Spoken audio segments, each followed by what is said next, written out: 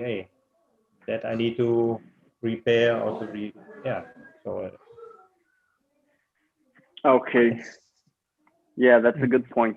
It's a good point. Yeah. But I just to let you know, luckily... we're already live. Oh, in YouTube. No, that's all right. We can keep on chatting. Just it's always good to know, to warn you all when you're live. You never know what. And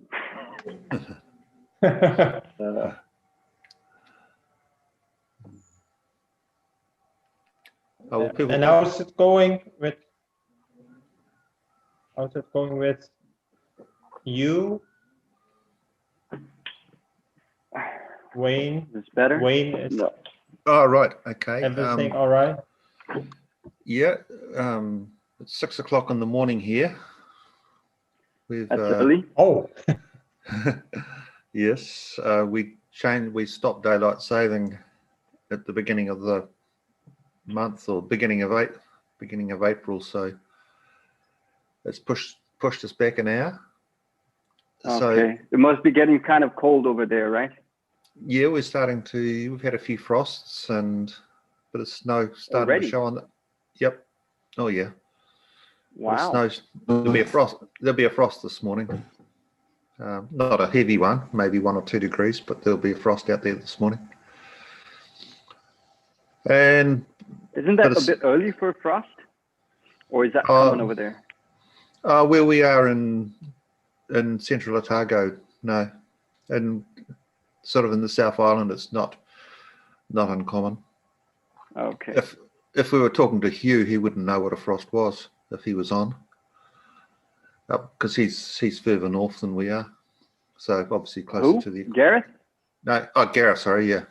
Yeah, Gareth. Yeah. Yeah, Gareth. Oh, okay, because he's further north. I get it. He's closer to the equator, so. Get it. Yeah, so a bit of snow showing up on the mountains. That will melt. Cool. It must be beautiful. Hey, Luke. Luke's just saying hello to us here in YouTube. What's up, man?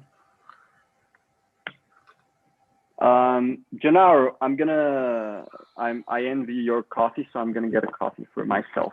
Just give me 2 minutes.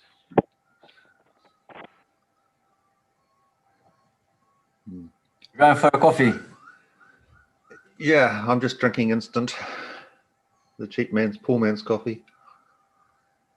Very good. Well, everything is good. Looks like Felipe went to brew his coffee now. I'm in a situation. Boy came around.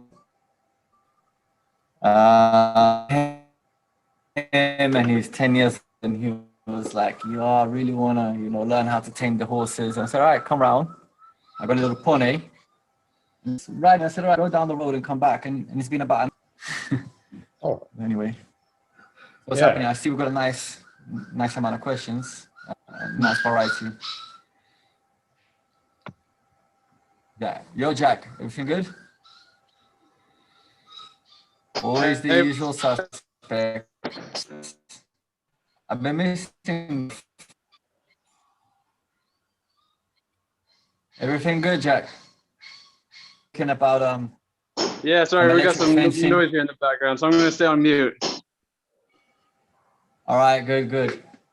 I got these puppies barking here as well, but they'll calm down. I hope so.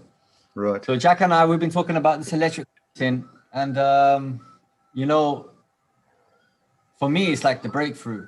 I've been working with electric fencing, I swear, for 5, 6 years, whatever, 7 years maybe. But always for the horses, you never needed that extra, electric shock. Just any old shock will do. Horses are very frightened animals. They're very respectful. But then with the cow system, it didn't respect it. So it's almost like I've lost a whole season worth of managing these cows because I couldn't get them to respect the fencing. I went with a couple of barbed wires, went with electric fencing, and these cows, they wouldn't respect it for nothing. I bought stronger electric fencing, higher voltage. I have like a 3.6 joule electrifier, which is considered pretty high for a small area, and still the cows wouldn't respect it. But, you know, talking to Jack, and then he told me about his setup, and, you know, about the voltimeter. How do you call it? The voltimeter. Yeah. Like, yeah. So, you know, the volt measurer, and that was basically key, because it's like, so then I come to understand how many, you know, volts is your fence, and I was like, I don't know, you know, it's switched on. I don't know. I mean, I don't know how many volts. So, you know, once, you know, Jack tipped me on that, I got my voltmeter, and yeah, so now I know, you know, so basically I bought this new equipment. I bought the solar panel one, so it's not attached to the electric mains, because this is another problem. I get quality electrifiers, but then with all the lightning in the rain season, they blow up. And, you know, I go for about 5 a season, 6, 7, you know, maybe sometimes 2 a month. So I'm always having to buy new electrifiers, because it's just, you know, the currencies come through the mains, you know, the electric main wires, and it just blows everything. So now I've detached it from the mains. So it's a solar electrifier. So it's got no relation to any, you know, maybe if the lightning hits the electric from kilometers away through the electric mains, you know, into the house and blowing everything up. So we've got the solar power with the battery and everything. That's cool. That's on the spot. That's also cool because you can get it closer to the actual,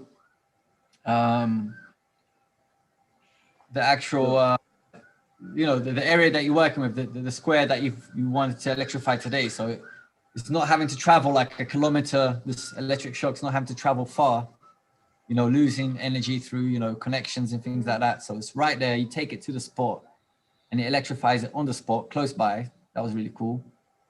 But also, you know, I can read it, and it's like 11,000 watts. So, you know, everyone respects that. The cows respect that. I got like 150 meter one for like 150 kilometer electrifier for like 1 kilometer worth of electrifying that I need. Because I just had to go all out, because, you know, I can't afford to not be in control of these cows. How do the cows react when they touch it? Do they absolutely panic, or what's it like? Yeah, I'll be honest, I wasn't there when we let them in, but I've heard from the boys, no, they're not trying it. You know, they touched it once. So yeah, it worked really well. Yeah, it really did work really well.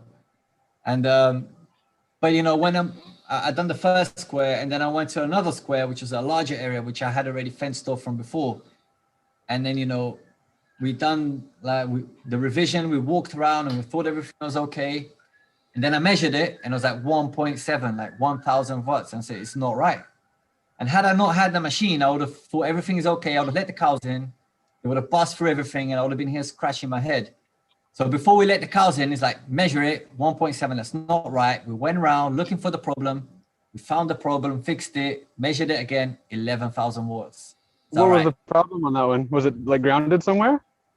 No, you know those isolators, the plastic isolators, and there's some of them which is the isolator, and then there's like a metal where you screw on to tighten the, you know, like a metal screw thing where you just tighten the wire, right? But this plastic isolator was kind of dried out. It was an older one, so it was dried out, and it kind of cracked from the inside, and a little bit of that wire was just, you know, a little bit exposed. It was just cracked isolator where, you know, we thought it was nicely isolated, but when you looked into it in closer detail, you could see it was cracked, and it was actually, you know, going through and having some contact with, you know, with what should have been isolated. So basically, I mean, for me, this is a breakthrough, because obviously, like I said, it's never been a problem, because I've always been working with horses. And I literally missed out on a whole season. I feel like I've missed out on the whole season, because the whole of the last season, I was like, you know, cutting the grass and taking it to them. It's never the same information when they're there eating, to be cutting the grass and feeding it to them. You know, it's down to, you know, the goodwill of the labor man, you know, to give them enough feed basically on that Sunday morning and that Sunday evening kind of thing. You know, it's never 100%. I mean, where there's room for errors, let's say. So I'm really excited about, and you know, I'm holding it as the key information was, you know, the voltmeter thing, because basically, if it's not up to scratch, don't let them in, you know, then, because now we know that, you know, from what I understand and a little bit of research after that, above 7,000 watts, I mean, there shouldn't be any problems, right? But when you're dealing with 1, 2, that 11,000 is amazing. I'm jealous of that. I've never seen it go that high. So I think that would keep anything in. Yeah. Well, I think it's the most powerful one that I was able to find, like, in the country, with all the manufacturers, everything. It was the most powerful one I could find in the country. That's how I had to go on, because I cannot afford, you know what I mean, to be playing around with this. Cannot afford it. So I'm quite excited about it now and looking forward to it. I took a fence unit from New Zealand over to Myanmar, and it was a fairly small one, and I set it up just before we came home for our holiday in March last year, and I finally got it set up and running. And it was, we were holding in goats, and it was pathetic, absolutely pathetic. But we were about to leave the country, so I didn't have time to fix it up. So I left my guys and said, okay, don't touch it until I get back again. And unfortunately, that was 15 months ago, and I still haven't got back again. So I've got an electric fence unit over there, sitting there, which is pathetic. But the so the goats, certainly goats wouldn't even blink at it; they would just go straight through. But I think part of my problem is I haven't got my earthing, haven't got enough earthing in it. If you've got a good earth system, then your smaller unit should be fine. So I need to go back and beef up my earth system, and even maybe do an earth return system, so that the wires that are not electrified will act as my earth. That'll take it back to the main earth. But I've got another one I can access in New Zealand. If I do get back to Myanmar, I've got another one I can access, which is a bit heavier, a bit gruntier. Yeah, excellent. But those goats, you've got to have a top system for the goats. Yeah, like so for the cows. Well, this is it again. I mean, it could be an earth problem. Yeah, it could be other problems. Whatever it is, if you've got your meter, you know, your voltmeter. Yeah, then you know before the mess happens, because once you let them in, and then they undo all your work, because you know they trample over it, they rip wires, and then it's like you got to set everything up again, and then you kind of like training them to to be brave and things like that. Yeah. Yeah. Well, see, when I tested it, whatever the problem is. Yeah, when I tested the system, went just before I came home, it was right in the dry season, of course, and the ground was so dry that it was acting as an insulator, and so you weren't getting that earth for a person standing on the ground. You weren't getting a lot of earth back to the main, or a lot of conductivity from where I was standing on the ground back to the main earth. So if the ground was wet, it'd probably be a totally different story. Because I've been using electric fences for the last 40, 50 years now. Oh. As part of our normal farming in New Zealand. So. And New Zealand is the king. It's the one of the most advanced countries in electric fencing. Well, that's where they were invented. Yeah. Yeah. So there you go. Yeah, even the equipment that that Jack suggested me, that's all from New Zealand. You know, yeah, what were you suggesting, Gallagher or Speedrite or? Gallagher mainly, just because they have distribution in South America, but there's a little bit of Speedrite stuff down here too. We have both, and we're just thrilled with both of them. Yeah. Yes. There's a supplier here in Brazil for Speedrite. Speedrite, right? Yeah. Yeah, I've got a Speedrite, Stayfix, and PAL are all basically different brands for the same, but it's exactly the same unit. Oh, okay. Then Gallagher's different. I actually Go ahead. Yeah, I'm sorry. I actually purchased one that's it's a new manufacturer. These guys been in the business for 5 years. I appreciate, you know, they don't have all that lengthy experience, but obviously, you know, they've done their tests. It works. Mainly because it was the most hardcore one I found. You know, it was the one that was, you know, the highest voltage. Yeah. You know, I prepared 150 meters, and I was like, this is the baby. Like that was just like the monster truck of electrifiers. Yeah. I want you, man. So I didn't go for the fancy brands, even some of the Brazilian brands. You know, we've got quite a few good ones out here as well. Yeah, and I'm really satisfied because it's got, you know, the solar panel, the built-in battery, you know, and you know, prepared for high voltage. So yeah. So thanks for interacting on that, Jack, and taking the time for us to get that right. It's gonna help me with my system as a whole now. We can. It's just in the right time as well, because I can get the cows in before it dries, everything dries out and everything, and get a nice resprout, a nice little green. Did you end up buying a reel, or did you make your own? What did you do for that? Yeah, I ended up buying a real thing. Yeah, I did. But I didn't get a geared one like the one, you know, because those guys, I don't know, I didn't have much luck buying off those people, you know, that website you sent me.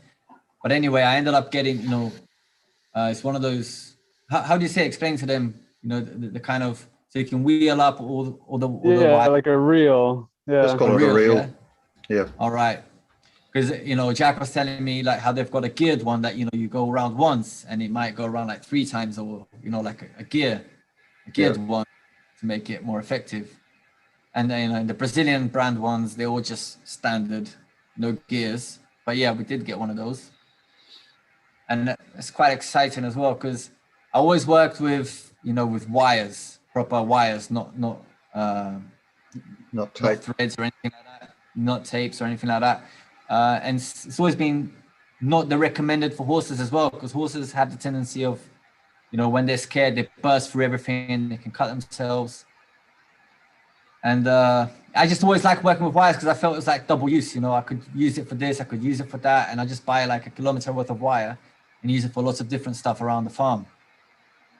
But now I've gone, you know, proper with, and I felt like some of the nylon threads that I bought in the past, I don't know, they kind of dried out in the sun after a year or so. But anyway, I've renewed everything and I'm excited about that. So hopefully soon we'll be all working and then we can have like a nice model to exhibit and everything. Let's crack on, right? I feel like we've got a nice variety of questions.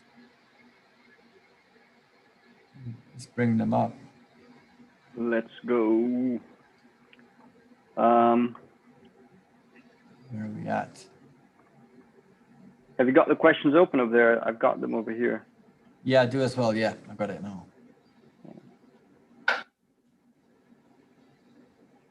So the first questions were made by Wayne. So you've got a couple of questions, right? I'm going to read them out loud for everybody watching on YouTube.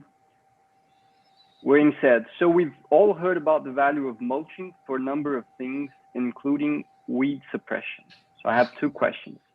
1, if mulching stops or suppresses plants for germinating, how do plants still manage to grow in the forest where there's generally a thick mulch layer in place? 2, in New Zealand and many other parts of the world, we are blessed to have a very aggressive grass locally called couch. Scientific name is Elymus repens, which totally ignores any mulch thrown down and will grow through anything. I have even put down carpet as a weed mat, and it will grow through that. While it is an okay source of biomass, it suppresses everything else. Apart from using glyphosate, how do I get rid of it? I'm going to research to see what plant that is. But about the thick mulch layer in the forest, I'm going to answer that question by just telling you something that I saw when I was walking around the Amazon rainforest. Do you guys know the trumpet tree? No. Do you know, Jack, the trumpet tree? No, I don't think so. I think that's the name in English. I'm not sure, but it's a Brazilian tree. It grows in all parts of Brazil, except for the temperate climate zones, but anywhere from subtropical to tropical arid regions, all of the tropical and subtropical Brazil, it grows in. It's a beautiful plant. It's an emergent species, very good wood. It's got these different varieties of flower colors. We've got pink ones, purple ones, yellow ones, white ones, green ones. And one of the most famous characteristics is that when they bloom, they lose all of their leaves and they become these huge balls of flowers. It's quite a sight. And then while walking on the Amazon rainforest, I saw seeds germinating on top of the mulch. The forest had like you said, a thick layer of mulch, but since there's so much moisture around, they can actually germinate on top of the mulch. Their roots were kind of like crawling on top of the mulch until they found a little open space in the mulch, and they will, bury down their roots and grow from there. So that sort of thing happens, right? The seeds will germinate on top of the mulch. We have to remember that thick layer of mulch doesn't happen all at once. So it's constant droppings of leaves that gradually create. So you have seeds that are buried completely under the mulch, and those will have a harder time germinating. But then you've got seeds which will be kind of midway in the mulch, seeds that will be directly on top of the mulch. So those that find better conditions, they manage to sprout and establish themselves. But the ones that are actually under a thick layer of mulch, they will have a harder time germinating. That's why the germination and establishment rate in a forest, if we think about the rate, in percentage, it's not so high. But since there are just so many seeds, we end up getting established plants. Mm-hmm. And that said, there are species which have an easier time germinating and kind of cracking through mulch. Pigeon pea is my favorite example of that. I've seen pigeon pea cracking through 20, 30 centimeters of grass and just finding its way out. It's quite unbelievable. Other species have a harder time. And when we talk about weeds, most of them have very, very tiny seeds.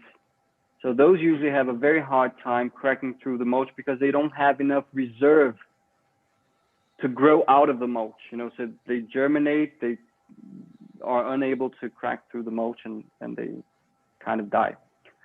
But then you talked about this grass. Let me take a look at this grass to see.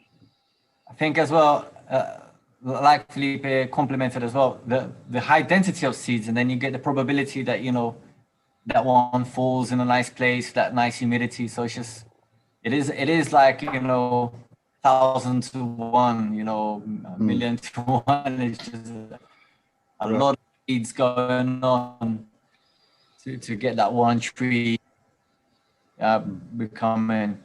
I had a look at that grass. For me, I was thinking about this. For me, there's three main ways that I would say to eliminate like a weed or any other plant that's been a nuisance or anything like that. I mean, one way is to outgrow it with someone else. Mm-hmm. Someone else that is going to compete with it, that's going to outgrow it, and someone who's going to be more vigorous, so not even needing to eliminate the grass. If you have it with something that's more vigorous, and then through cutting. So for example, if you have two types of grasses and one is more vigorous, and you've seeded that, maybe the one that's established is going to grow faster, but then you cut it, and then this one here has the opportunity on the resprout. On the resprout, it has the opportunity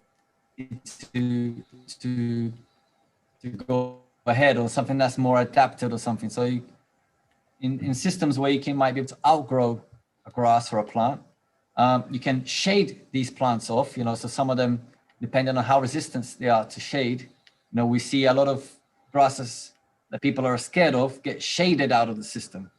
So as the bananas grow, as, you know, your other bigger trees, or, you know, or your organic matter, so you can shade things off, you know. So a lot of things I'm not so scared of working with like Mexican sunflowers and things like that, because I know that, you know, the eucalyptus will shade them out. They will be weakened, and then you can very easily remove those. You know, how am I going to remove, like, you know, Mexican sunflower? I mean, you know, you'd be digging up all the roots and everything. You know, it seems like really intense, but no, if you just outshade that, you know, if you plant your forest and everything grows around it, it comes to the point where it doesn't belong here anymore. So naturally it goes away. And then there's the other more conventional and aggressive way, which is, you know, in the drought, during the drought season, have the tractor, you know, till the grass.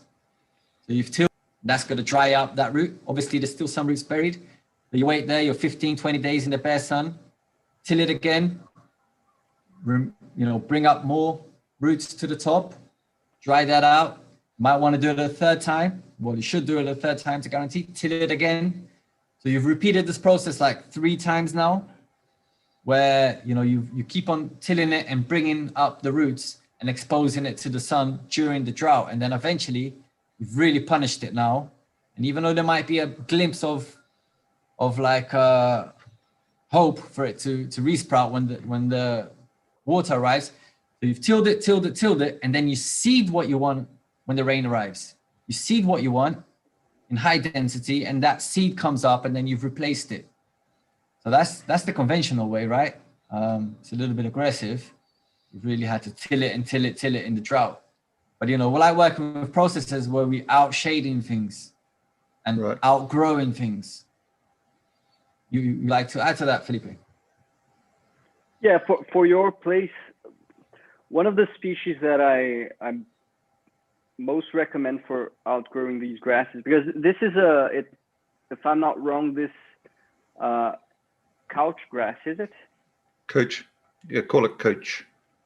Couch grass. Yeah. It has a kind of a behavior similar to Bermuda grass, isn't it?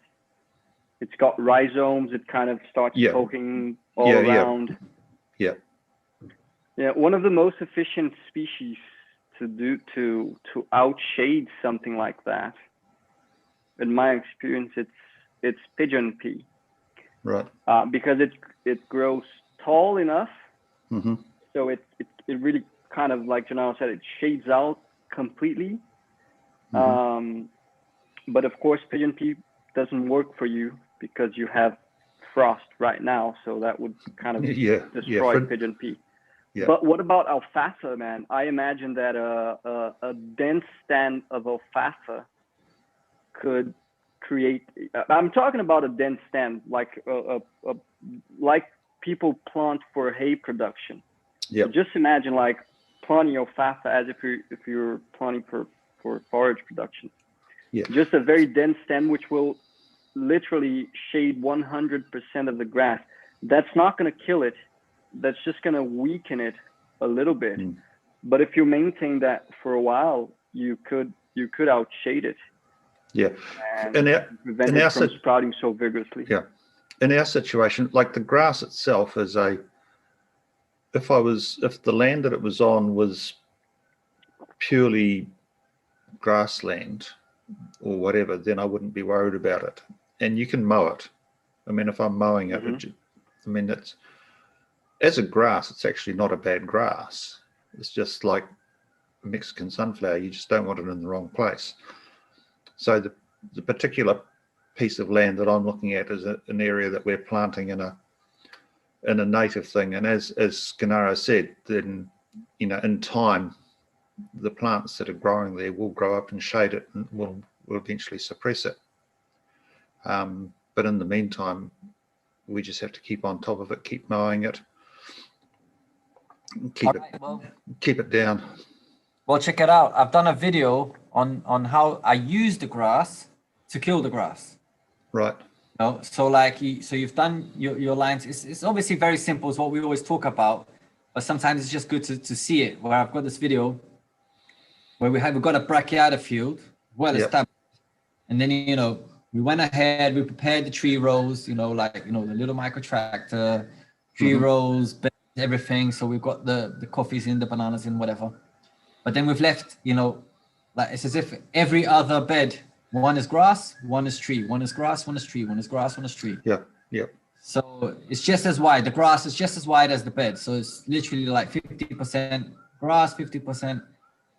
So I use all of that grass to suppress, my tree rows. So I use a whole bed's worth of, a whole tree rows worth of grass for the neighboring, for the actual tree row. So always one whole row of grass for the tree rows. And every time I cover that. And what happens is I manage to eliminate in the tree rows initially, which is key, so we're able to use it to mulch and to kill itself. So I'm using this grass, which has become a nuisance to me.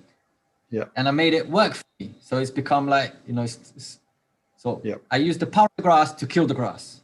And then what happens is I actually end up weakening this grass because I'm always exploring it where I'm cutting it, So I've actually weakened it in the grass field, in the rows where there's grass.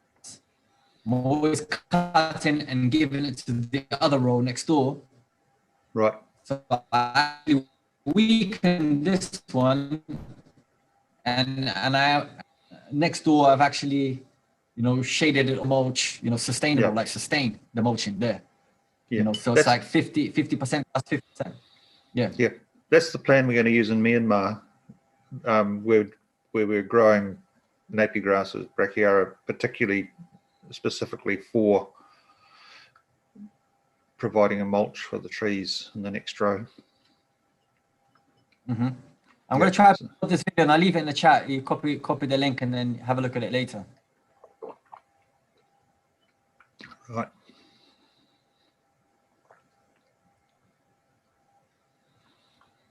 All right, cool. So let's move on to the next one.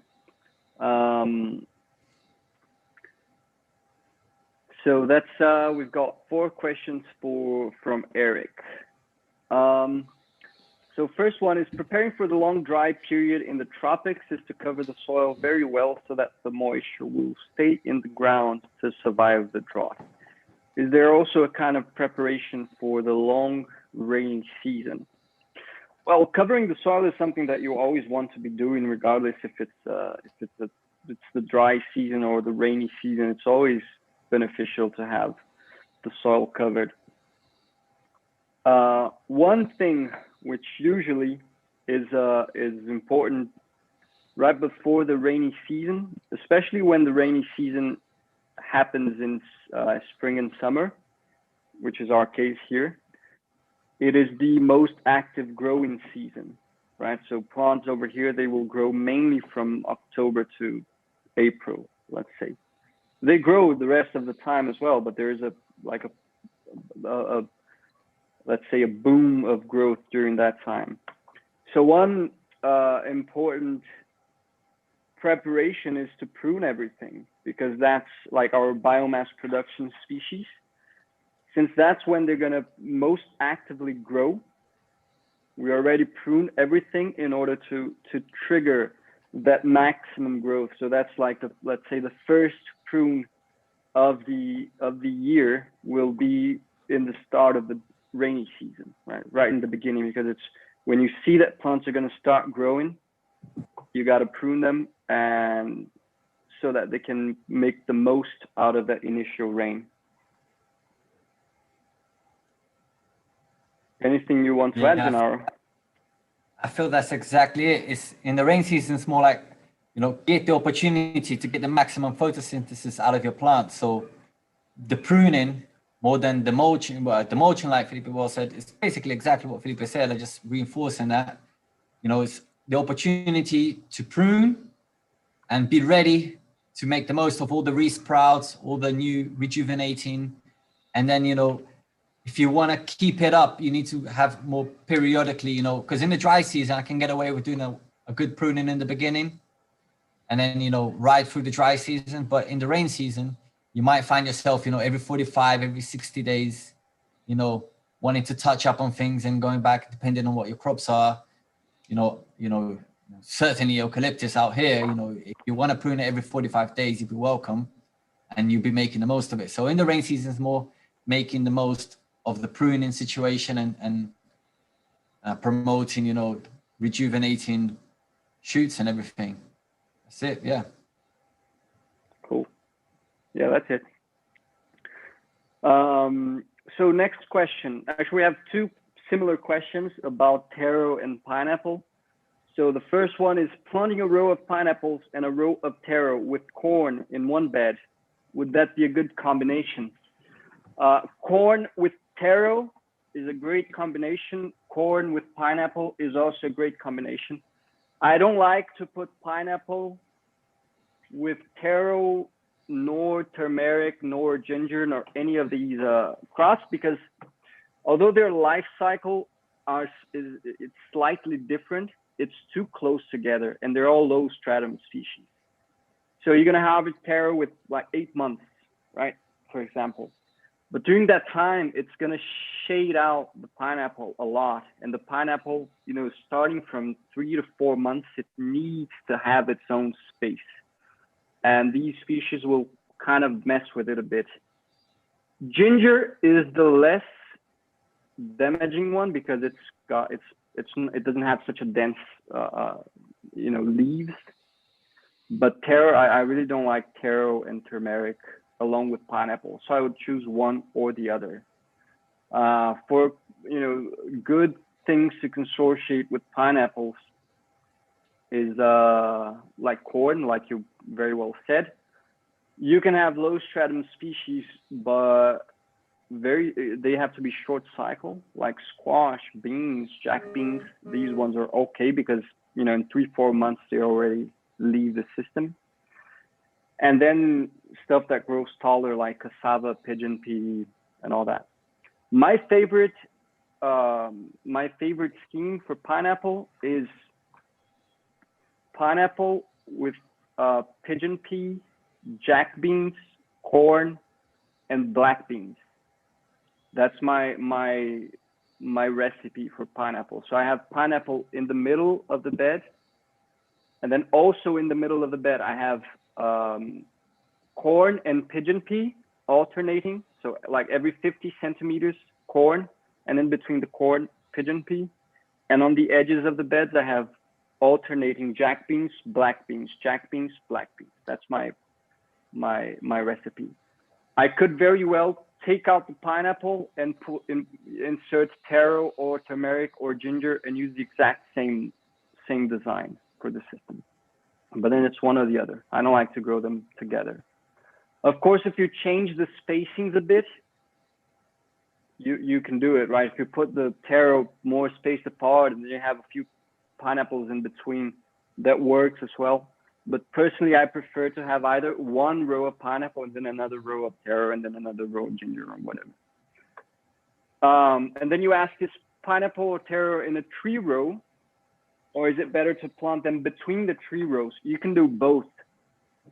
No problem. They will grow very well. You know, if it is a main crop for you, I would put them for sure in between the rows of trees, because then you have more area, so you're going to have more plants. And you can even put them in the tree rows as well, right? But if they're a secondary crop and you want to use the rows in between the trees to grow grass or to grow more species for biomass production, then you can concentrate them on the tree rows so that you can be like cutting or mowing like that place, that the space in between the rows to feed the rows of trees. So that's they will work very well in both scenarios. Make sense? Can I follow that up with a question? Of course. Yeah, in Myanmar, we're looking at planting. We want to plant some coffee or put some coffee out, and in between the coffee plants, I was going to plant tomatoes, and my guy over there wants to plant eggplants, and we're wondering about eggplants under the tomatoes. So getting the tomatoes out of the way after 4 or 5 months, and then the eggplants will kick in a bit later. He's concerned that the tomatoes will suppress the eggplants in the early stages for the growth. What do you think about that? Can I just comment on that? Here, I have my eggplants over the tomatoes. Just Right. to get that one straight, right? I have my eggplants in the center and tomatoes in both sides of the eggplant. I do have crawling tomatoes, right? I do prefer to plant my egg tomatoes, crawling tomatoes. So that's the point. Right. So we're and going then, to have our tomatoes staked and growing up and get some vertical. Right. Well, they do occupy kind of the same strata. Felipe can talk about it in that case, but still, well, that's it. I mean, it might depend on the spacing, right, of your eggplant and on the spacing of your stuff and where your sun is coming in. Because often what you can do, if you've got let's say the sun coming in from the north, and you've got east to west, and then you can have like the eggplants in one side of the vegetable bed and the tomatoes on the other side behind it, maybe, so you have like a 2-layer, depending on how it is actually.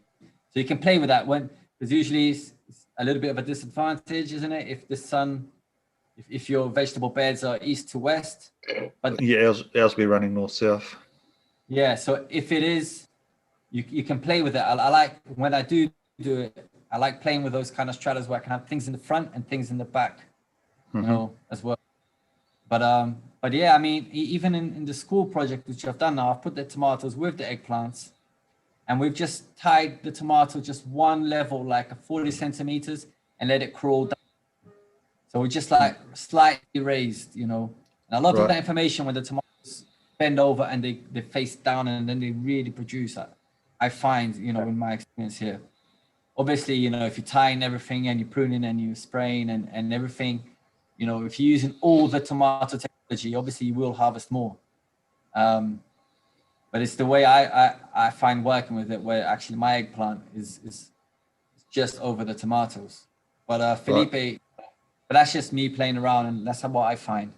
And if you want to, I think when you work with tomatoes like that, it works perfectly fine, because then, like you said, right, you've got the tomatoes kind of crawling out from the bed, right?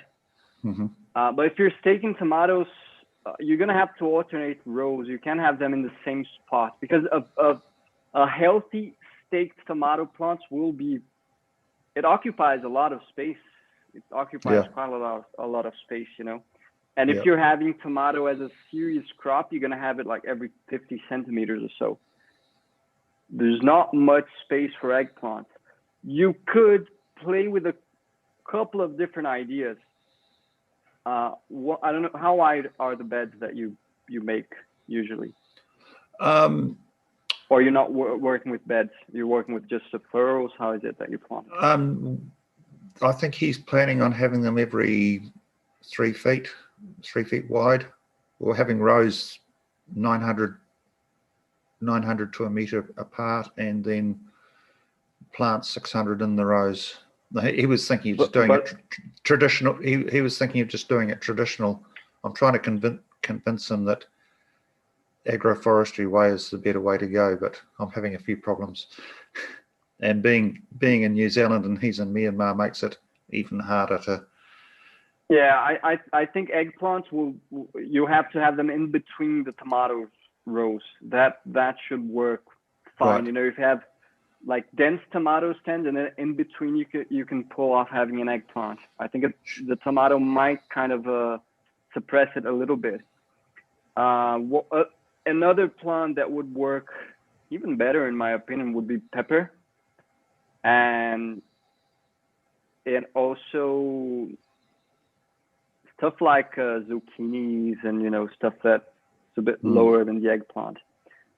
But if you're alternating rows, it should work out fine. Right. But usually I choose either one or the other in my systems. Right. Okay. Yeah, occupation. do fight for the do fight for the consortium, whatever happens. Even if it's something simple like spinach, below the tomatoes or below the eggplants. Yeah, so you're right to push for a little bit of a consortium at least. And also separate one vegetable bed and experiment with crawling tomatoes. Just Sure. experiment. Yep. And maths is, I'm not saying it produces more, but I'm saying it costs a lot less. So for you, with your costs and how valuable things are to you, you take the decision. You make the decision after your experiment if it's Sure. in any way viable to you. For me, it certainly is. Yeah. One of the issues we're facing from an economic point of view is the fact that the economy's crashing, and it's not uncommon now for the neighbours to jump the fence and help themselves to whatever they want. So what we're actually the financial return we're going to get out of it is possibly a bit marginal at the moment. And short of having half a dozen, gotta hire some dogs, man. Yeah, I'm going to say getting half a dozen German shepherds or Rottweilers patrolling the boundary. Yeah, that's a good way to go. Hire some. I the blue heeler. That's my favorite dog, man. That's the most intelligent dog I've ever seen. And they're strong as hell. They're small, but they're very strong. It's unbelievable. Imagine you catch someone out with an electric fence as well. Maybe they weren't expecting it and they put their hands on it. Yeah. Yeah. That's a good one as well. Also people say, plant outside for these people, make your farm fencing, with all these nice passion fruit. They can help themselves outside. They don't have to come in. Right. Yeah. They say to be generous, plant for yourselves, for the thieves, and for the animals. Right. Or you could just put a sign outside the fence saying, "Hey, help yourself with the tomatoes, man. They're gonna find it kind of weird, and they're gonna be suspicious. Nobody's gonna jump the fence." Reverse psychology. Right. I remember a story once. A friend of mine. He used to work in a watermelon plantation, and they were harvesting watermelon and kind of filling up the truck. And then they saw some people kind of crawling in the middle of the vines, and stealing the pineapples. And he just shouted, "Hey, get these ones that are already harvested, man. You're having extra work. Just get these ones from the truck." And then the thieves just ran away. It works. All right, so let's move on to the next question by Eric. He says, if you use banana for organic matter in tree rows, is there a moment that the banana has no function anymore because of the growth of the other trees? And how does the banana behave? Does it decompose? And if so, then will there be a hole in the ground because the banana doesn't grow new shoots? That will depend a lot on banana variety. There are varieties which are more long-lasting than others. Some varieties will last for a couple of years, and then they lose a lot of strength. They don't die out immediately, they just don't grow so vigorous anymore. So here in Brazil, we have one variety which is called Prata, which is the most long-living banana in the systems. Some other, they will kind of lose strength after a couple of years. I've seen holes in the ground where a banana plant was, but only in conventional systems that weren't really taken care of. So there's no reposition of organic matter, and then the rhizome of the banana ends up drying out instead of decomposing into black soil. And yeah, I've seen holes in the ground, but in agroforestry systems, it ends up that becomes kind of this mushy black soil, and you're constantly putting more organic matter. So it doesn't, it does end up become a kind of a small depression in the soil, but not a big hole. It becomes actually a pretty nice place for you to plant other stuff before it completely decomposes, because like I said, it becomes this mushy black thing, and it withholds a lot of water. So it's a good place to stick in some seeds, some seedlings of other stuff. Yeah, myself, you know, when I started doing my first agroforestry courses, you always, you know, you get the bananas in for the first couple of years of the system, and then, you know, then they, you know, then it's time, their time is gone, and then they can remove them from the systems and things like that. So I always had in my mind, though, like, you know, you have, you know, 2 harvests of bananas and then it's over. But what I have found in practical terms, in reality, you know, if you look after your banana, you keep on producing and pruning information and pruning the bananas, keeping the healthy shoots. And these bananas, they walk, right? They walk, so you can direct them so that, you know, always reaching new areas. And if you want to, you know, not let it walk or let it walk, you know, when you do the pruning, you choose which ones to leave behind. But, you know, when you look after your bananas, I've got them 5-year-old bananas in the forest producing, you know, the best fruits ever since the beginning of its time. Another thing that I've done here with bananas, obviously we have lots of varieties of bananas here in Brazil, and we started with a shorter banana, not a very tall banana initially. So, you know, it's the emergent layer of the forest initially. And then when that forest, you know, 2-3 years later, when things are a little bit higher, you can introduce taller banana, right? We've shown that in a few videos. Introduce another variety, which is much taller, and that will work with the second stage of the forest. So you work with a shorter variety, and then a few years later, you introduce a taller variety of bananas, and then you can still, you know, work with bananas in the forest. It's still reaching, you know, that 4 meters high, up to 4 meters high, you know, where, you know, you'll be up there with the eucalyptus still. So we do have the tendency of changing varieties as the forest gets taller as well. And then the shorter ones I leave for just organic matter producer, and then, you know, I try invest in growing fruits from some of these taller ones.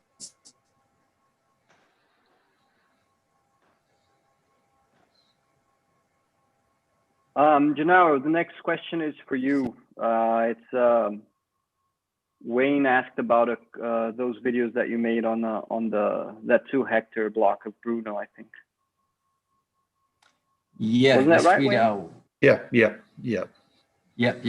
I read it earlier just so I get the right wording. Let me find it here. Sorry. Can you read it out for me, please, Felipe? Is it easy there for you? Sure. I've been talking to my man in Myanmar and Extolling, saying how wonderful extolling means saying how wonderful your work is. Oh, wow! I never heard this word. All right, so I just increased my vocabulary.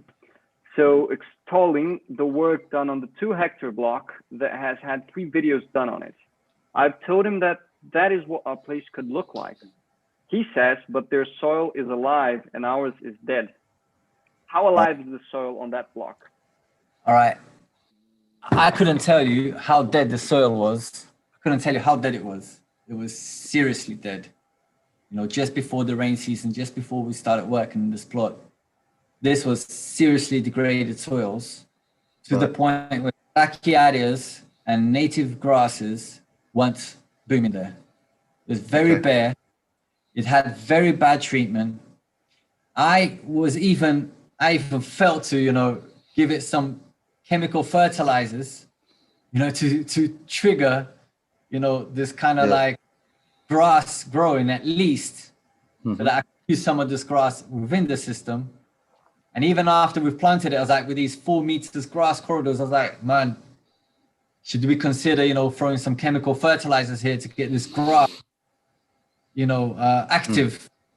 Just because of the costs, right, of organic fertilizing. It's not like I support that, okay? But just because of the cost, over 2 hectares, how can I get this grass booming in the middle so that I can feed, you know, the tree rows with it? And this is how weak this soil actually was. Absolutely dead, 100% no life in the soil. So it's like just bringing in the right inputs initially. It really is. I really find it. I really find it quite a beautiful piece of work there, to be honest. I'm really chuffed, you know. I'm really happy for Bruno, who went ahead and you know, obviously it costs because he had to bring in so many trucks worth of, you know, chicken manure. He had to bring in, you know, so many tons of you know, the right kind of rock dust and lime, and you know, we didn't get any of the ash, but you know, with the ash, and then you know, we had a little sprinkle of iodine. Here it's another type of rock dust. It's really high on sorry, just the word, and just basically, you know, if you manure it properly, you know, if you fertilize it properly, and then aligned to that with an ally to that, all your service crops, and then you've triggered it at the right time, in the beginning of the rain season, and then that's what it looks like with the right fertilizers. But this is what I said in one of the videos. It's not like there's life in the soil. We haven't got life in the soil yet. Everything is looking booming and beautiful because we've fertilized it. We've brought in the right inputs to make it beautiful. Now we're dependent on all the service crops to chop and drop and start building life in the soil. Right. In these recent videos, it's looking beautiful, but still we haven't got any life in the soil yet. What we have is booming plants because of the fertilizing, because of the right inputs. So we've got the booming green, and we took the opportunity of this booming fertilizing information, and we've planted service crops that in turn will chop and drop and start building life. Sure.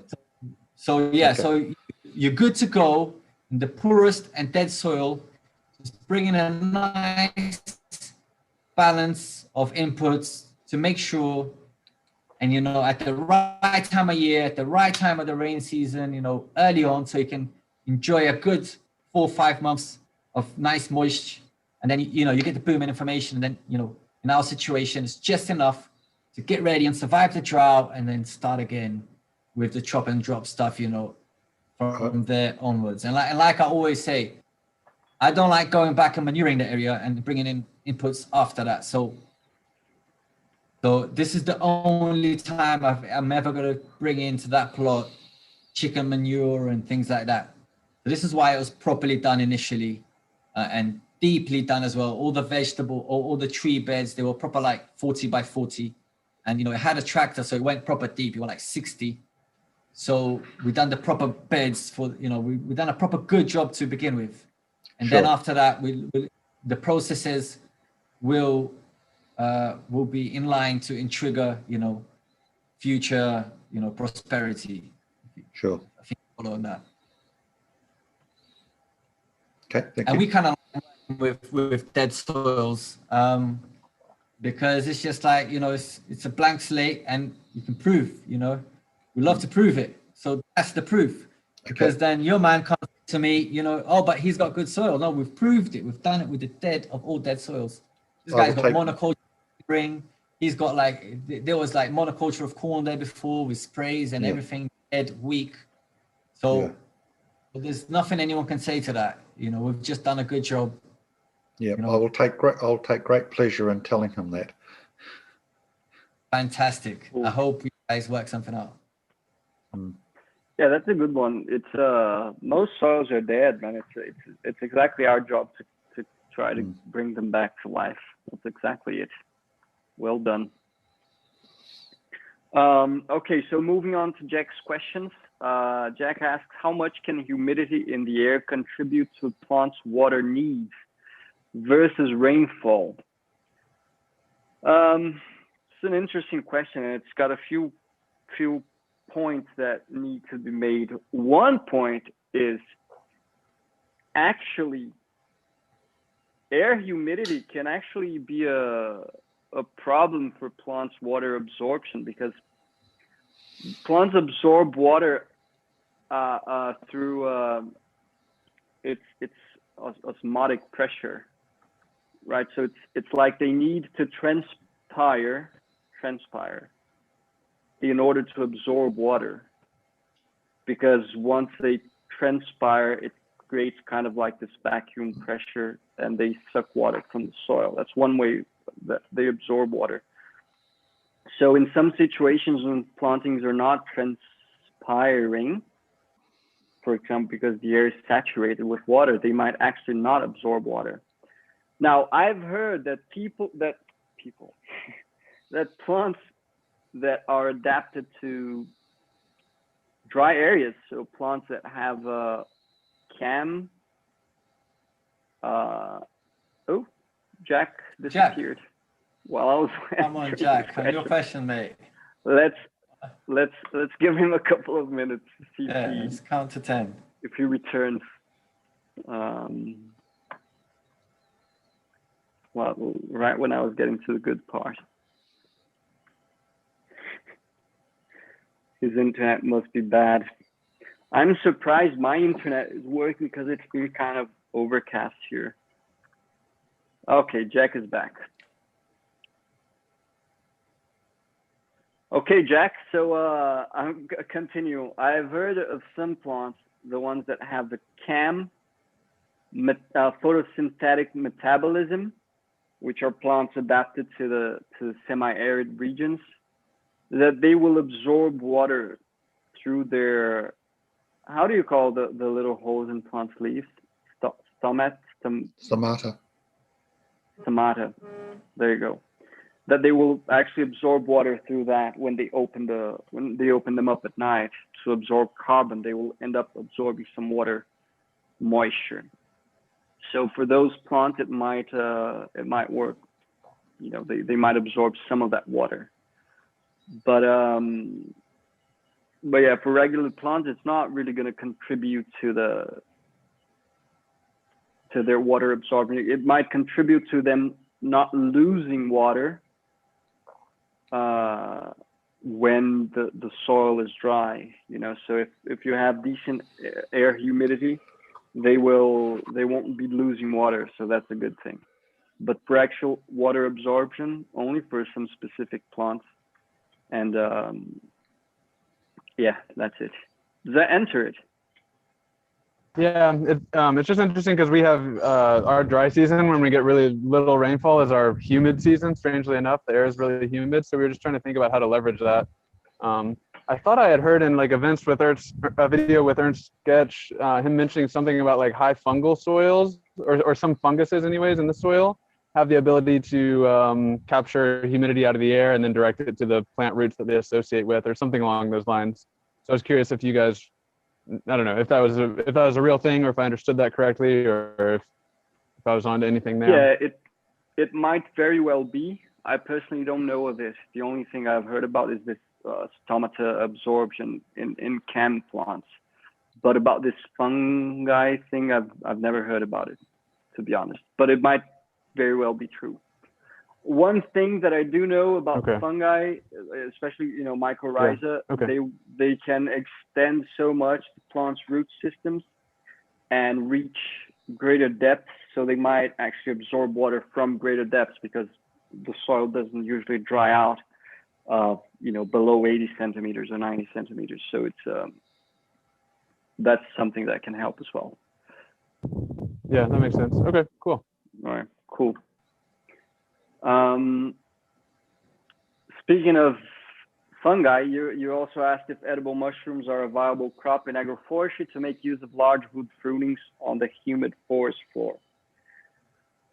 I would say they are. I have no experience with mushroom growth and with mushroom cultivation, but I've heard of people doing that.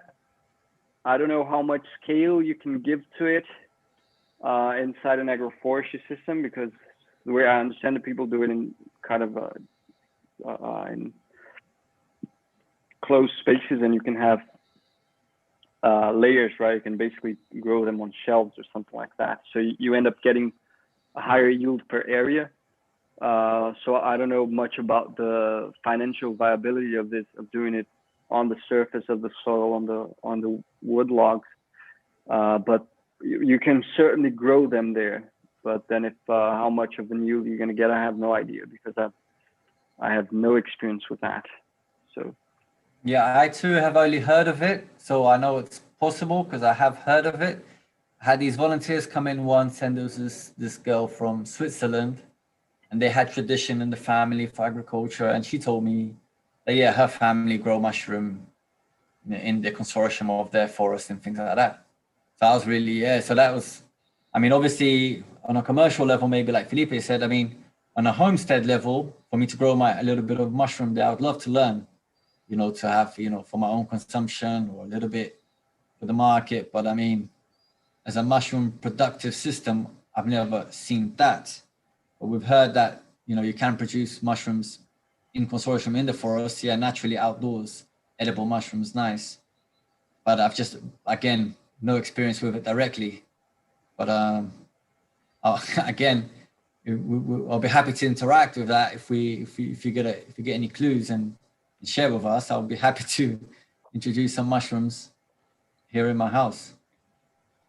Before we learnt about agroforestry, we'd planted basically a monoculture banana plantation, and we've the guys over there have gone and got a whole lot of rice straw and laid it down on the ground under the bananas, and they've introduced mushrooms into that.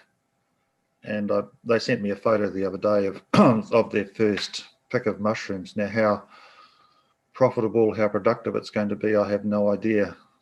But that's what we've tried, is using straw as our base. And they brought the straw in, and then they put a lot of water on it to wet it down and make it moist. Yeah, and as well, horse manure is really, really valuable resource as well for growing mushrooms on. And cover a lot of my beds here with horse manure. I do get lots of mushrooms growing in the forest. It's just not the edible ones, or the ones that keep you sane if you eat them. That's right. Every mushroom is edible, man. All right, sorry about that.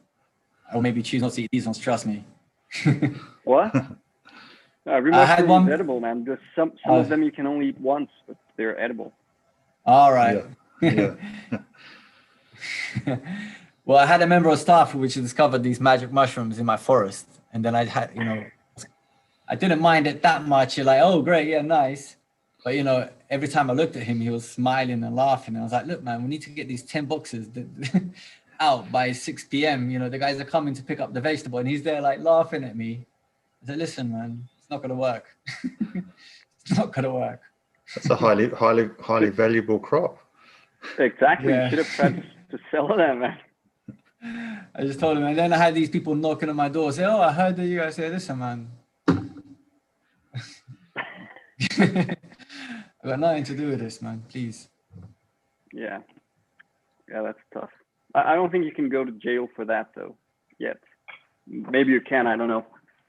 For selling, I mean. I don't know. I don't know that they're... Anyway, let's move on to the next question. Jack asked, after planting grafted seedlings next to the same species grown from seed, I've noticed the grafted seedlings suffer from shade while the other trees grown from seed appreciated.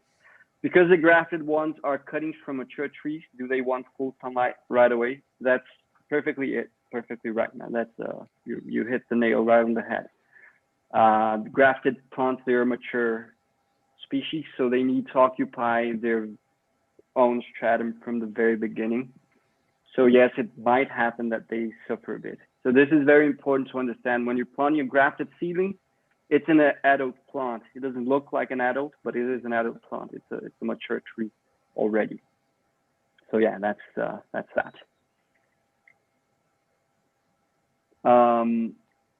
So would it be appropriate? really, it's in a Go on. disadvantage, isn't it? Because everything is booming around him and very quickly shading him out, and he's not there in his right strata.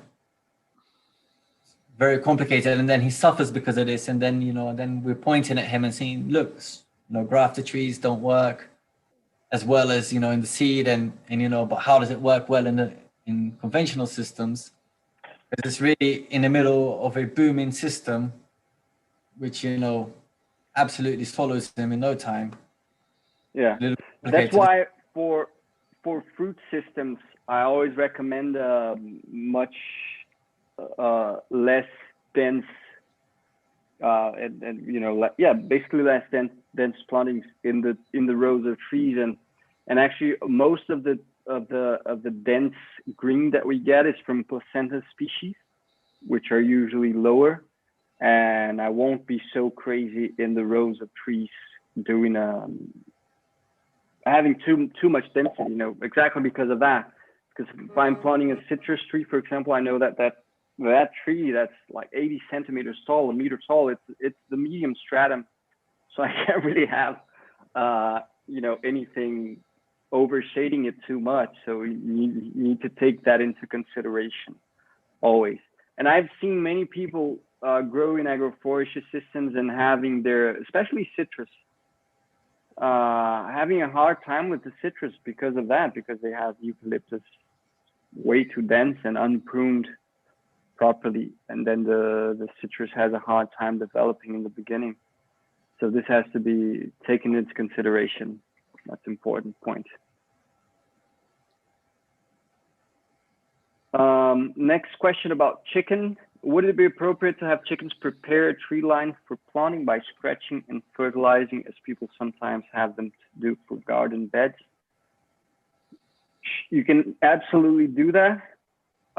They will fertilize, but you can't expect them to really do the physical part of soil preparation. They're gonna kind of loosen up the superficial layer of the soil and incorporate a lot of manure, but they end up compacting the subsurface of the soil. So you're still gonna have to come in to either do to subsoil it or something like that to break up that deeper compaction. With vegetable beds, that might not be so much of a problem, because if you manage to loosen up that, like 15, 20 centimeters, that might be enough.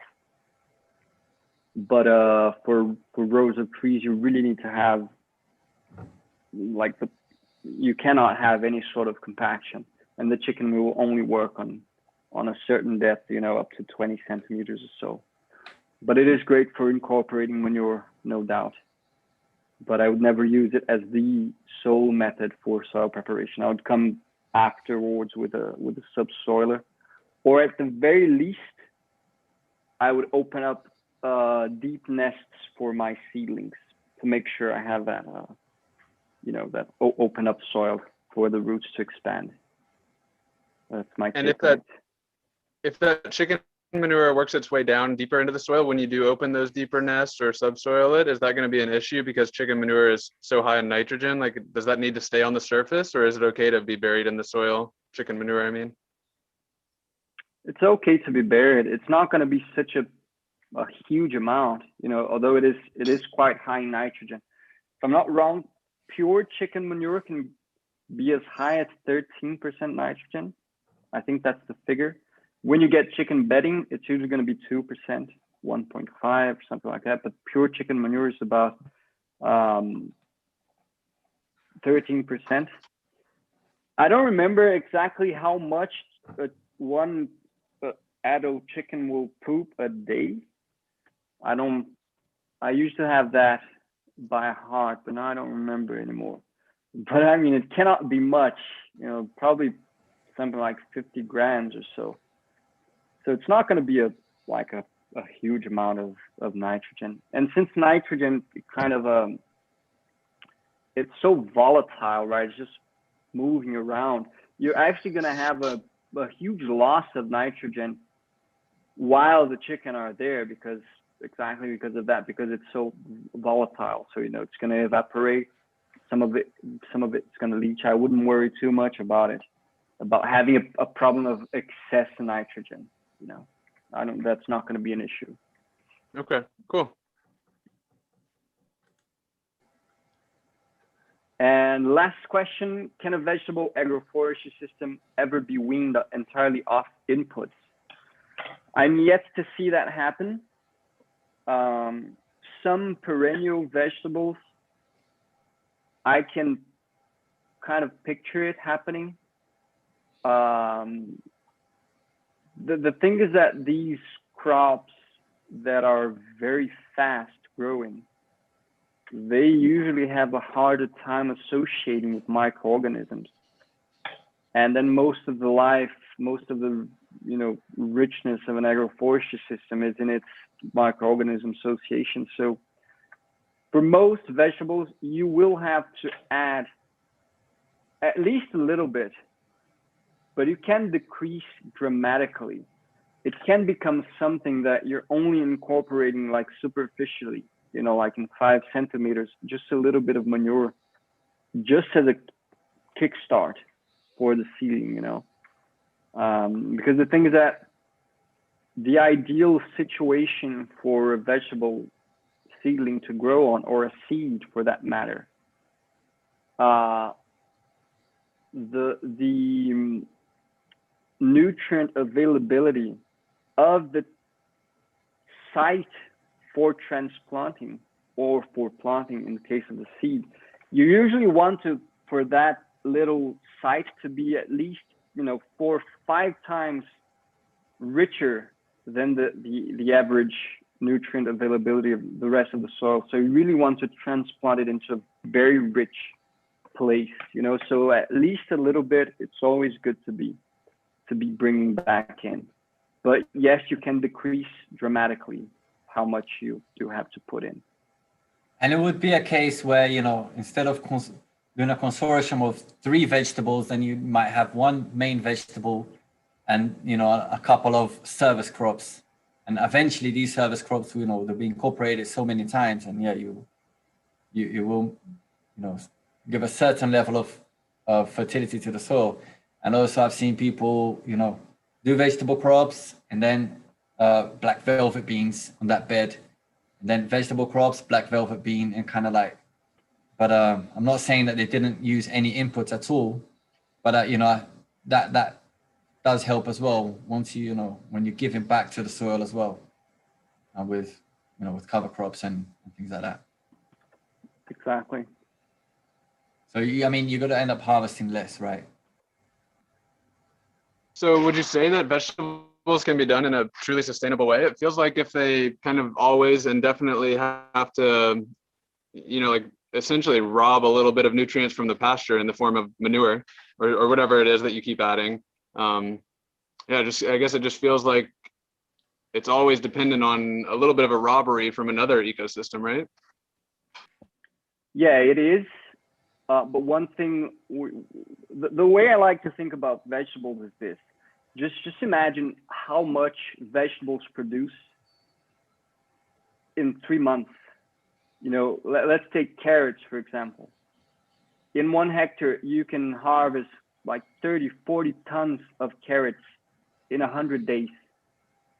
If you take a fruit, for example, banana, it takes a banana plantation 1 year to produce 30 tons of food.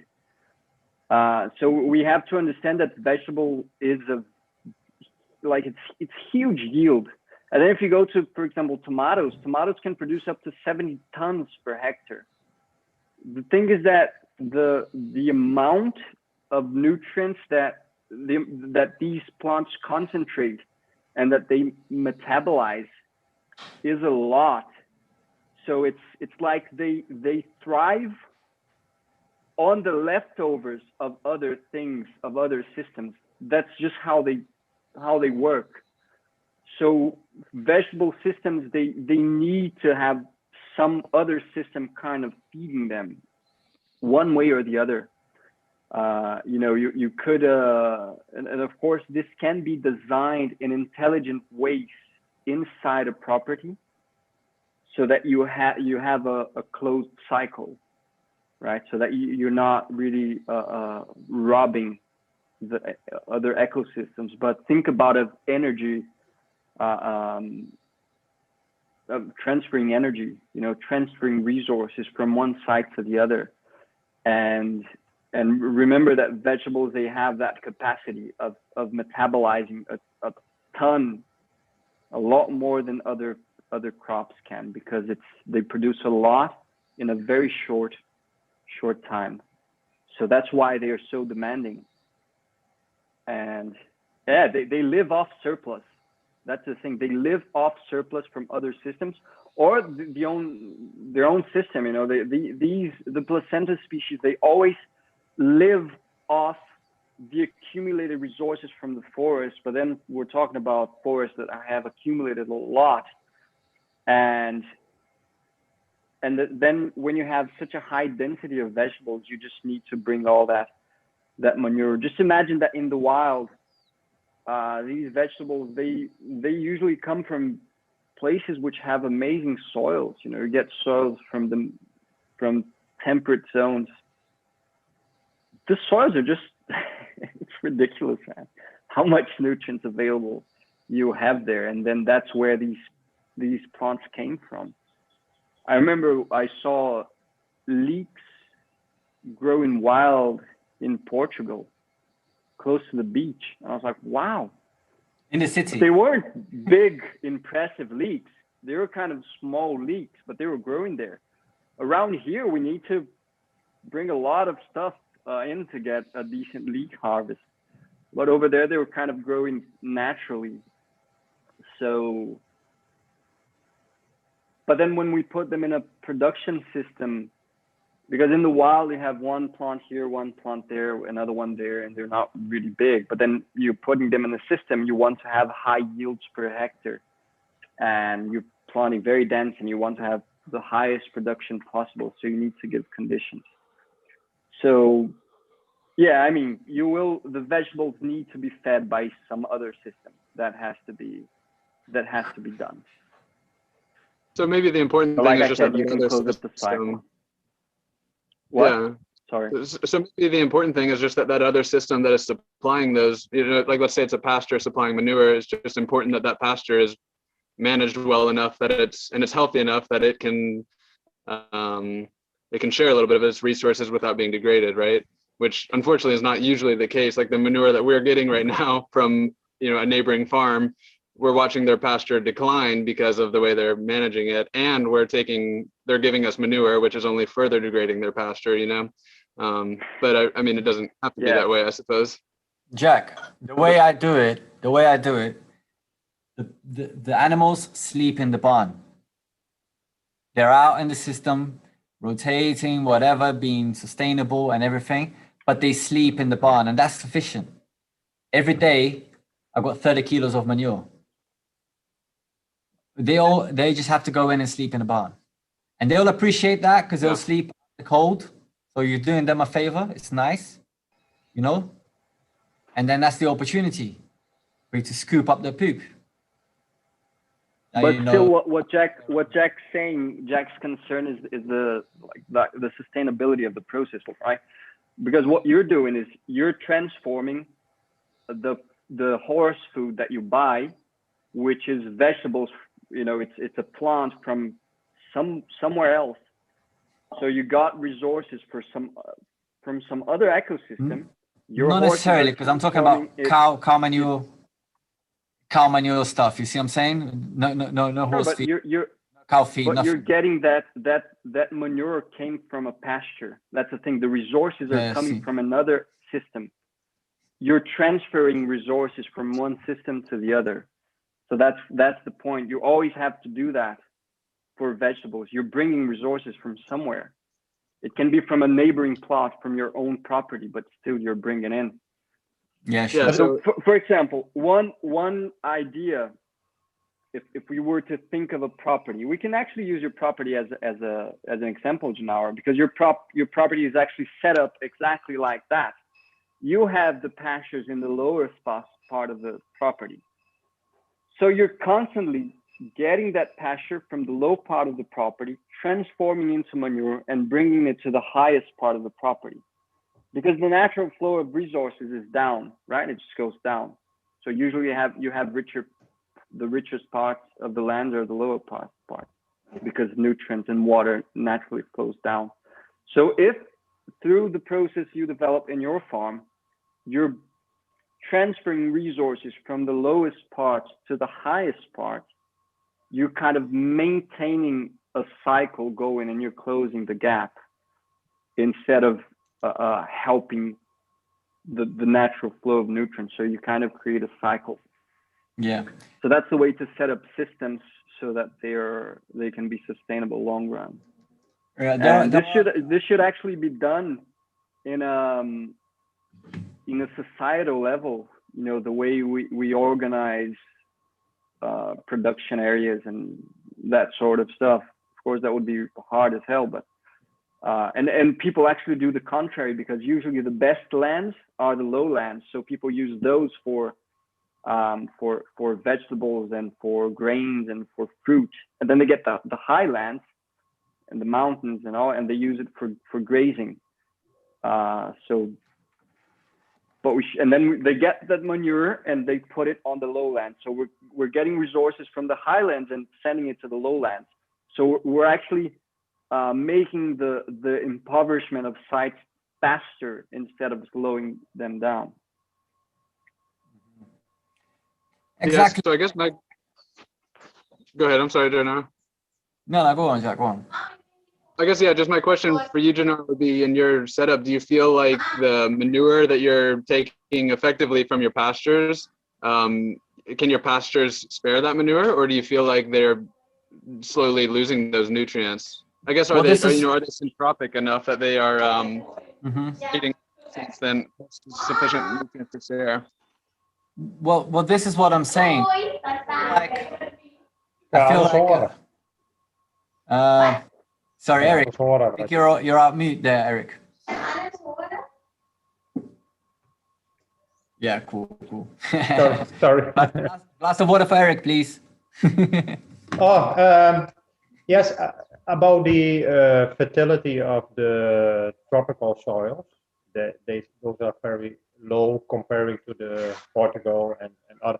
So I think that I plant a lot of perennial vegetables, because the perennial vegetables are lower maintenance and lower feed input. And in the Portugal, there are not so much perennial vegetables. So I think the natural system in the tropics is more convenient for perennial vegetables because they are there, and less convenient for the annual vegetables. But Exactly.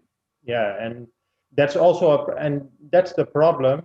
What I see here, a lot of people who plant annual vegetables have to spray, have to this, do that, and all unnatural things, unnatural inputs, because the fertility of the soil is very low, because they don't do agroforestry at all. But yeah, that's a problem, because I know most fertile soils are the soils of the deserts, but there's another problem, that's the water problem. But the deserts are very rich in soils, and also in Portugal, Europe, where I come from, you need to compost it once a year, and you have the whole year you have fertility. But here I'm near to the equator. It's not. I cannot. I have to compost it 6 times or 7 times a year, and then. But I don't do that. So the agroforestry is a compost itself. But I have a lot of perennial vegetables, and that grows well. But the annual Exactly. are hard to manage, hard to grow. But that's my experience here in near to the equator. So I think nature has balance. It's actually if you balance, if you grow according to the natural system, then yeah, then it's only the perennial what I'm growing, and that's easy. So, but it's a problem. It's a problem to grow vegetables in the tropics because of the low soil fertility.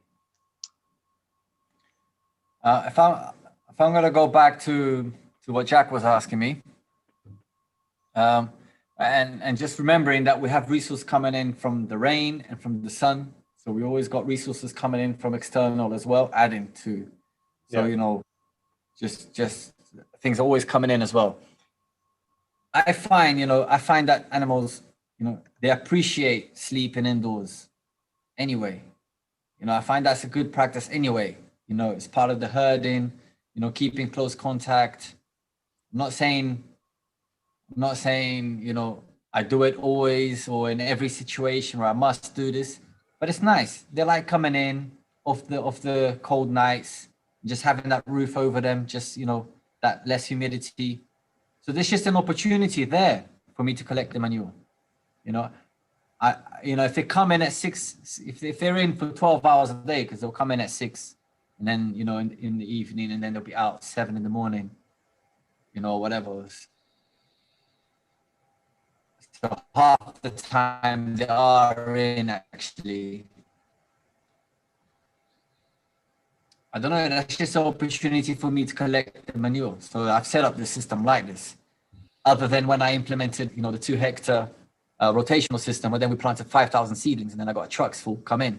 But other than that operation there, unique, I haven't bought any manure in for like 5 years, literally. So, and I have seen in general, the farm, obviously, enriching in all aspects, even pasture lands. I've been very transparent with my rotational system, is, about to start to work now, because I had all the setback with the electric fencing and things like that, right? So I'm still going to more efficient ways of looking after the pastures. I'm still about to move into even more efficient ways. But the way I feel is that, I don't know if I'm stealing that much. And then obviously, what do I do with this manure? Most of this manure will go to, if I have vegetable system, and then I have vegetable system, it'll go for a vegetable system. For the last couple of months, I've returned it all into my elephant grass. So it's like every morning we cut the elephant grass and we scrape the manure and we give it to the elephant grass. So it's really for green animal feed anyway. Maybe not locally at that pasture right there. I can't say I've seen like a negative impact from the pasture, from the cows sleeping off the pasture, and me taking the opportunity to collect that manure. For me, it's positive because manure costs me money. So, and because where they sleep is in the highland, I've not finished the construction, but I've got the pipes in, I've got everything, like the project will, after I've scooped up this manure, I will water down, spray things down so that, I will wash off the barn and that will drip back into the pasture. There will be like an irrigating system through gravity.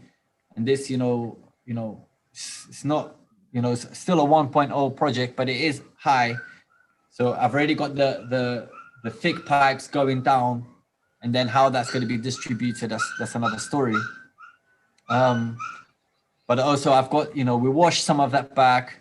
We've got to have the information of the cows rotating. We've got to have the chickens spreading the cow manure, the cows stepping on everything, urinating.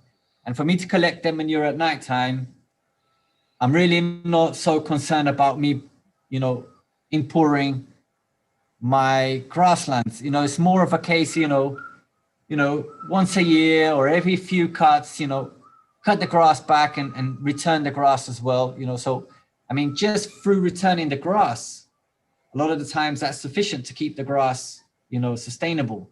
They say every 3 cuts. So if a third of the grass you cut back and return, that would be enough. So, with the added manure and the added trampoline and the added, urine, I really find it quite positive, that the cows sleep in, and that's an opportunity for me to harvest the manure. And, I end the up... problem with the animals sleeping in is not actually so much a problem of taking the manure, but cows specifically. I'm not sure about horses, but cows, they eat most of what they eat during the day. They eat at night, so that's it's a problem of pasture harvesting. That's the only problem I see in bringing cows to sleep at night. And Right. of course, chickens sleep at night, but cows, the time of the day they eat the most is, I don't remember the numbers correctly, but I think it's like between 11 at night and 4 in the morning or something like that.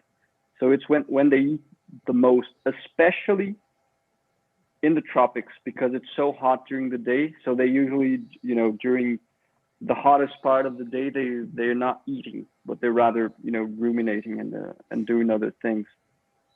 That's So very you interesting. end up losing a Yeah. bit of grass harvest by the cows. I appreciate that.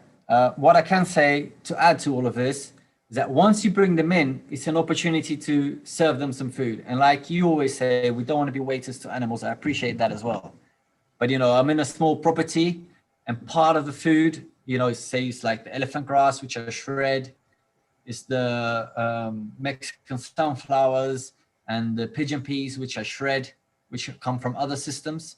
So once I bring them in, it's an opportunity as well for me to serve them that kind of food, that kind of supplement. They're in, and then I serve them there. So maybe I'll be attent to that to make sure I serve, them in the very late evening, so that, they have feed throughout the night, since they might not have had so much good feed in the day. I appreciate that.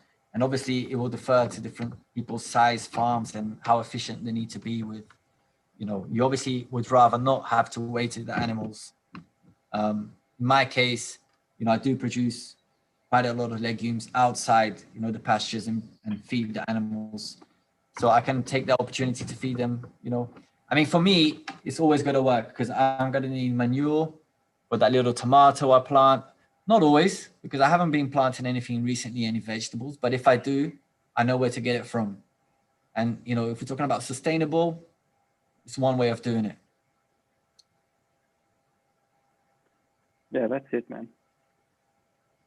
Yeah, it's a good reminder that nutrients. Yeah, it's a good reminder that things are coming onto your farm in the form of sunlight and rain and legumes fixing nitrogen from the atmosphere and stuff. So it's a good reminder that there's not like a fixed amount of nutrients on your farm necessarily. And I mean, if I'm worried about losing nutrients from a certain part of my farm, moving a little bit of manure from point A to point B is nothing compared to selling a truckload of carrots or a truckload of mangoes. I mean, that's a lot of nutrients leaving farm, right? For So sure. that's the point, as you farm in such a way that extra nutrients to spare. That's it, man. You cut off a bit in the end, but we got the point. That's perfectly it. All right, guys. Any further questions? We could wrap it up. This was a long one, actually. We're on for nice. 1 hour 40 minutes. People in YouTube. It's a nice size. Yeah, we've gone a bit past the time here, so unfortunately, we're not going to be able to take your questions.